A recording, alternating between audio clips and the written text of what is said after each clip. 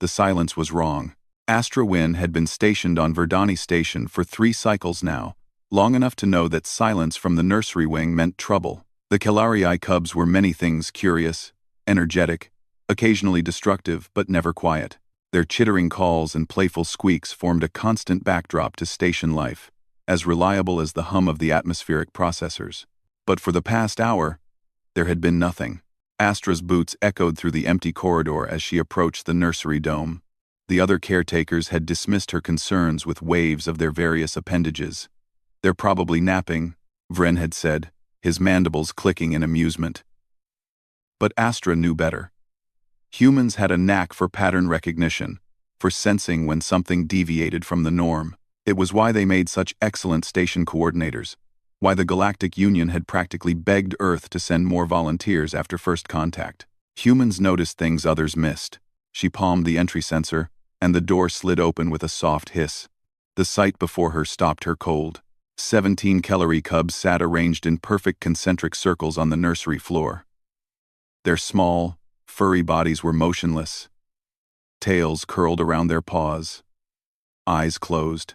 The geometric precision was unsettling.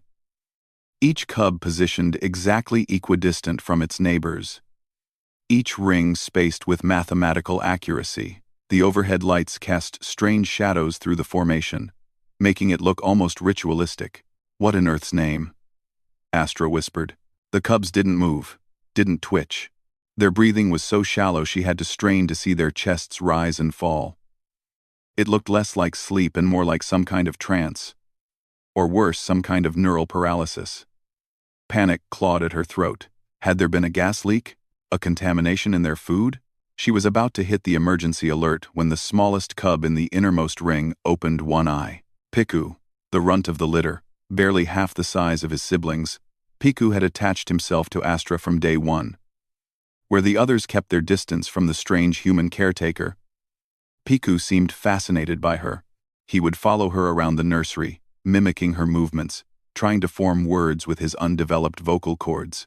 Now, that one amber eye fixed on her with an intensity that belied his youth. "Shh," the cub whispered, his voice barely audible. "Learning." Astra froze. The Kelarii weren't supposed to develop speech until their 4th solar cycle. Piku was barely into his 2nd. The linguistic centers of his brain shouldn't even be fully formed yet. "Learning what?" she asked, crouching down slowly, careful not to disturb the formation. Piku's eye closed again, listening, feeling. The between. Astra had heard Elder Kelarii mention it before, some kind of meditative state. A connection to what they described as the spaces between thoughts, between moments. It was supposed to be an advanced practice, something only the oldest and most disciplined of their species could achieve. "How did you learn this?" Astra asked. "Watched you." Her blood ran cold. "Watched me? I don't meditate. I've never—" "You do," Piku interrupted, still motionless. "When you think no one sees, you sit, you breathe, you go still, like stone, like stars." We wanted to try. Astra's mind raced back through the past weeks. The late nights when she'd thought the cubs were asleep, when she'd stolen moments for herself in the observation bay. Those quiet times when she'd practiced the mindfulness techniques her therapist had taught her before she left Earth. Simple breathing exercises to manage the stress of deep space isolation. The cubs had been watching. And learning. "But the circles," she said. "The formation. We made better," Piku said. And she could hear the pride in his small voice.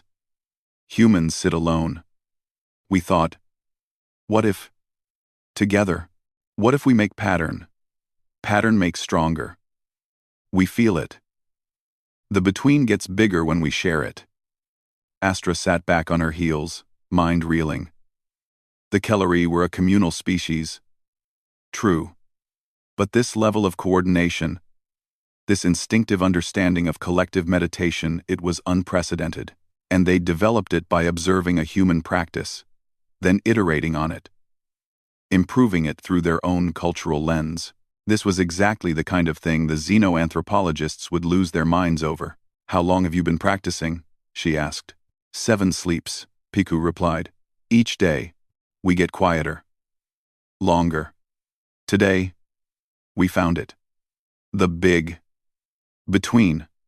All of us. Together. And it doesn't hurt?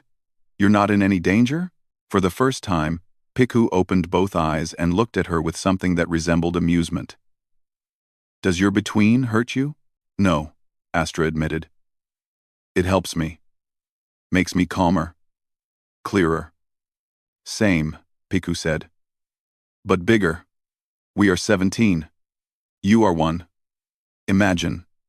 She tried to imagine what it would feel like to share that meditative space with others, to have that peace amplified and reflected back through a network of minds. The Kellerai were already mildly telepathic, nothing like true mind reading, but enough to sense each other's emotional states, to form deep bonds of intuition, combined with meditation. You're creating something new, Astra said softly. A hybrid practice. Human technique meets Kellari communion. Piku's tail twitched, the first real movement she'd seen from any of them. Will you tell the others? The big ones? Astra considered. The elder Kellari would need to know. Certainly.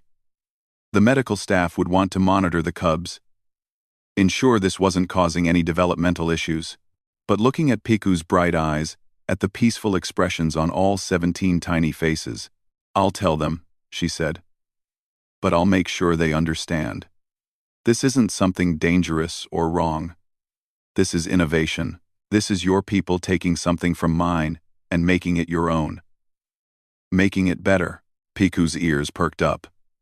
Better? The circles, Astra said, gesturing to the perfect geometric formation. The collective aspect. I never thought of that. You found something in the practice that I missed, that my whole species missed. A soft chirping sound emerged from Piku's throat. Kellari laughter. Humans teach us many things. Maybe we teach you too. Astra smiled. Maybe you will, little one. Maybe you will. As she stood to leave and file her report, the cubs began to stir, breaking their meditation one by one. Their chittering calls resumed, filling the nursery with familiar noise. But something had changed. In the spaces between their playful sounds, Astra could sense it, a new kind of quiet. A shared understanding that hadn't existed before. The cubs had gone silent for too long, and in that silence, they'd found something profound. Humanity had come to the stars thinking they had so much to teach, but as Astra watched Piku organize his siblings into their next formation, she realized the truth that every parent, every teacher, every caretaker eventually learned. Sometimes the smallest voices had the biggest lessons to share. And sometimes, the future wasn't about what humanity brought to the galaxy, but what the galaxy made of humanity's gifts once they let go.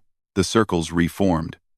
The cubs closed their eyes, and Astra, for the first time since leaving Earth, felt like she was exactly where she was meant to be.